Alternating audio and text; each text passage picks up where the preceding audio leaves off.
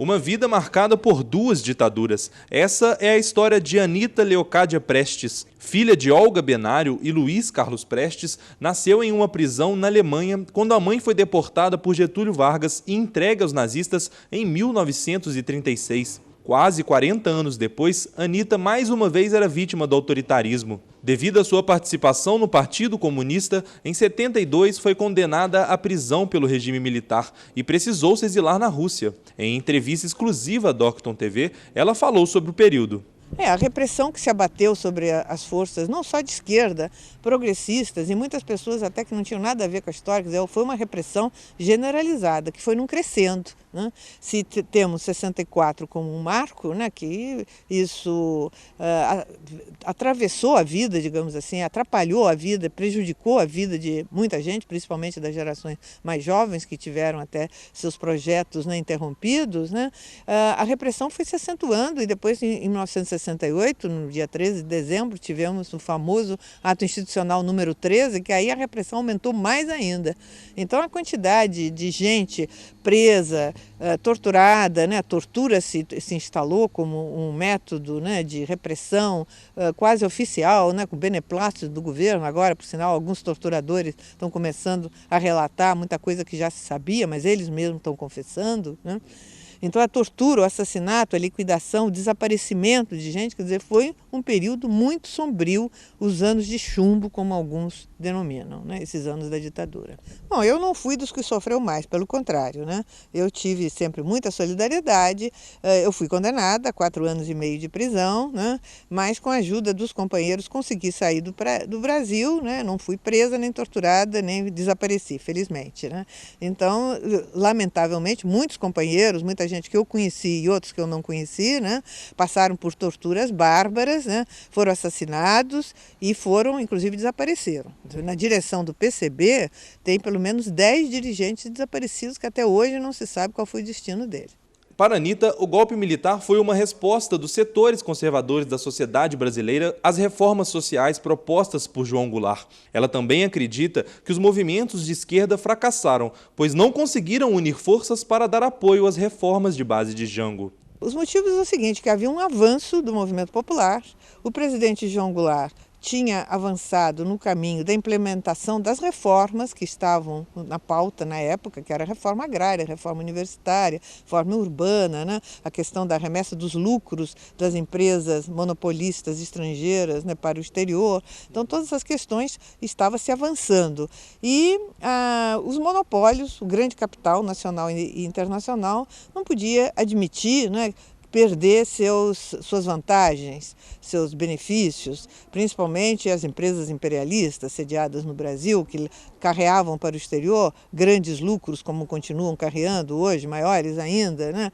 E, na medida em que João Goulart começou a tomar medidas nesse sentido, foi preparado o golpe. Existem pesquisas já de vários anos, por exemplo, do René Dreyfus, que tem todo um livro a respeito, né, da articulação entre setores empresariais, nacionais e estrangeiros, e setores militares na preparação do golpe. Ao mesmo tempo, né, as esquerdas, que também tinham crescido, que faziam bastante agitação no país, né, não tiveram capacidade, e os comunistas se incluem nisso, né, acho eu, na minha opinião, não tiveram capacidade de organizar, de preparar as forças sociais e políticas populares capazes, preparadas, com consciência de levar adiante, né, o apoio a esse governo que estava realizando reformas progressistas e impulsionar adiante o processo, né, não só o que o João Goulart queria fazer, mas levar mais adiante, aprofundar, né, as transformações da sociedade brasileira. Então, a direita teve força naquele momento para derrotar, né, as forças progressistas, nacionalistas, democráticas. Anita esteve em Juiz de Fora para lançar seu novo livro, intitulado Luiz Carlos Prestes, O Combate por um Partido Revolucionário, que fala sobre a atuação de seu pai pelo Partido Comunista Brasileiro. A minha apresentação hoje está muito relacionada com o lançamento desse meu último livro, né, editado pela editora Expressão Popular, intitulado Luiz Carlos Prestes, O Combate por um Partido Revolucionário, 1958-1990, em que eu justamente abordo a atuação de Luiz Carlos Prestes nesse período, né, e dos comunistas brasileiros, do PCB, porque ele era secretário-geral do PCB, né, enfim, toda a atuação política nesse período. Período esse que inclui, né, o antes, o durante e o depois o golpe de direita, né, de 1º de abril de 1964.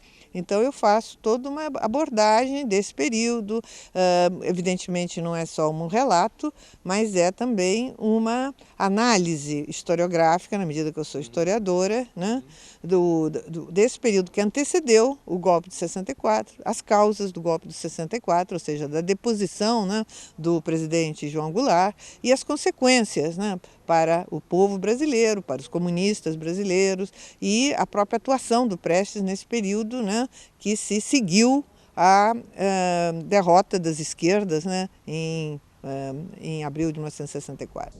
Passados 50 anos do início de um período de autoritarismo e perseguições no Brasil, Anita acredita que a sociedade brasileira luta cada vez mais por direitos e democracia e que tempos como o da ditadura devem ficar no passado. Eu não estou pensando tanto na minha história pessoal, né? Eu fui educada numa família comunista em que a gente coloca, em primeiro lugar, a preocupação com o social, com a sociedade brasileira, com as novas gerações brasileiras. Eu acho que é necessário, e está começando a haver uma mobilização, né, da juventude, da sociedade brasileira, as manifestações do ano passado revelaram isso, é necessário impedir a qualquer custo, né, a volta, né, a uma ditadura como nós tivemos aqui nesses 25 anos, pelo menos, né? Então é necessário pedir isso, não permitir, né, que tenhamos, né, um retrocesso desse tipo, porque isso vai levar a um atraso muito grande ao Brasil, a muito sofrimento para grande parte da população brasileira.